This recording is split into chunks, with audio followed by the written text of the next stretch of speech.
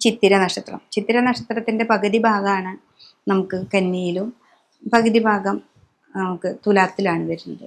അപ്പം കന്നിയിലിരിക്കുന്ന ചിത്തിര നക്ഷത്രക്കാരെ സംബന്ധിച്ച് 10ാം ഭാവത്തിലേക്ക് വ്യാഴം വന്ന് നിൽക്കുന്നുണ്ട്. വ്യാഴം 10ലാണ്. പിന്നെ 7ാം ഭാവത്തിൽ ഇവിടെ ശനീശ്വരനും വന്ന് നിൽക്കുന്നുണ്ട്.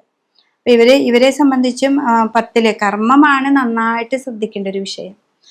അലസത വരാനായിട്ട് കുറേ സാധ്യതയാണ്. 7 നിൽക്കുമ്പോഴും 4 നിൽക്കുമ്പോഴും. ശനിയൊക്കെ കണ്ടകനായി നിൽക്കുന്ന കാലഘട്ടത്തിൽ നമുക്ക് അലസത, ഉറക്കം, മടി അതൊക്കെ വരാനായിട്ട് കൂടുതൽ സാധ്യതയാണ്. പക്ഷെ നമ്മൾ നന്നായിട്ട് ഹാർഡ് വർക്ക് ചെയ്യേണ്ട ഒരു സമയമാണിത്. എന്താ വെച്ചാൽ വ്യാഴം 10 നിൽക്കുമ്പോൾ ഈ അലസത വരും. അത്യാവശ്യം നമ്മുടെ കാര്യങ്ങൾ നടക്കാനുള്ള പൈസയും നമുക്ക് കിട്ടും. അപ്പോൾ അത് മതി എന്നുള്ളൊരു തോന്നലുണ്ടാക്കും. അതല്ല നമുക്ക് വേണ്ട. മുന്നോട്ട് ഇനിയും നമുക്ക് അർത്ഥങ്ങൾ ഉണ്ടാക്കണം. അതായത് സാമ്പത്തിക സ്ഥിതി ഒക്കെ നമുക്ക് ധാരാളം ഉണ്ടാക്കണം.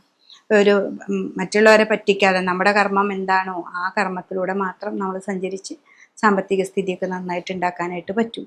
പിന്നെ ഒരു രോഗാവസ്ഥ, രാഹു 6ാം ഭാവത്തിൽ നിൽക്കുമ്പോൾ നിങ്ങൾക്ക് നല്ലൊരു സമയമാണ്. എന്ന് വെച്ചിട്ടുണ്ടെങ്കിൽ ശത്രുക്കളൊക്കെ നമുക്ക് ഹനിക്കാനായിട്ട് കഴിയും. അപ്പോൾ രാഹുവിനെ കൊണ്ട് നമുക്ക് പാപഗ്രഹങ്ങൾക്ക് 6, 3 നല്ലൊരു ഭാവമാണ്. അതുകൊണ്ട് രാഹുവിനെ കൊണ്ട് അങ്ങനെ ഒരു ഗുണങ്ങളൊക്കെ കന്നിക്കൂറുകാർക്കുണ്ട്. പക്ഷെ തുലാക്കൂറുകാരെ സംബന്ധിച്ച് അവർക്ക് 9ാം ഭാവത്തിലാണ് വ്യാഴം. അപ്പോൾ തുലാക്കൂറുകാർ ആയിട്ടുള്ള ചിത്തിര നക്ഷത്രക്കാരെ സംബന്ധിച്ച് 9ൽ വ്യാഴം, ഭാഗ്യഭാവത്തിൽ വ്യാഴം വരുന്നു. അപ്പോൾ അവർക്ക് കൂർമ്മ ബുദ്ധി വരുന്നൊരു സമയത്ത് എന്താണെന്ന് വെച്ചിട്ടുണ്ടെങ്കിൽ ഇവിടെ വ്യാഴം ബുധൻ്റെ ക്ഷേത്രത്തിലാണ്. ബുധൻ നമുക്ക് ആദ്യമൊക്കെ കുറച്ച് ഓർമ്മക്കുറവ് വരാം, അല്ലെങ്കിൽ ചിലപ്പോൾ അത് പ്രായത്തിനനുസരിച്ച് നമുക്ക് ഏജ് കൂടുതലുള്ള ഒരു ജാതകമാണ് പരിശോധിക്കുന്നതെങ്കിൽ അവരുടെ ബുധൻ എവിടെയാണോ നിൽക്കുന്നത് അതനുസരിച്ചായിരിക്കും നമ്മൾക്ക് മാറ്റങ്ങൾ വരിക.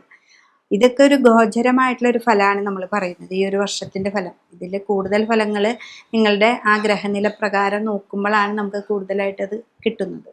അപ്പോൾ ഇവിടെ ഈ തുലാക്കൂറുകാരെ ആയിട്ടുള്ള ചിത്തിര നക്ഷത്രക്കാരെ സംബന്ധിച്ച് വ്യാഴം നല്ല അനുഗ്രഹമാണ്. ഇവിടെ ശനിയും നമുക്ക് നല്ല അനുഗ്രഹമാണ്. 6ലെ ശനീശ്വരൻ നല്ലതാണ്. പാപഗ്രഹങ്ങൾക്ക് 6ാം ഭാവം ഏറ്റവും നല്ലൊരു ഭാവമാണ്. പിന്നെ മീനം രാശി ആയതാണ്.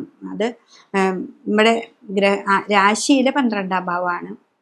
മീനമാണ് രാശി. അത് കാരണം ശത്രുക്കളൊക്കെ ഉണ്ടെങ്കിൽ അവരൊക്കെ മാറ്റാൻ പറ്റും. സാമ്പത്തിക സ്ഥിതി വരുമ്പോഴും നമ്മൾ ശ്രദ്ധയോടുകൂടി കൈകാര്യം ചെയ്യണം. 9ൽ ഭാഗ്യം കിട്ടുക എന്ന് പറയില്ലേ, പെട്ടെന്നായിരിക്കും. ഞാൻ പ്രതീക്ഷിക്കാണ്ട് അവിടെ നിന്നൊരു ധനം വന്നു, നമുക്കൊരു ചിട്ടി വെച്ചിട്ടുണ്ടായിരുന്നു, ചിട്ടി ലഭിച്ചു എന്നൊക്കെ പറയുന്ന പോലെ ആ ഭാഗ്യം വരുന്ന ഒരു സമയം.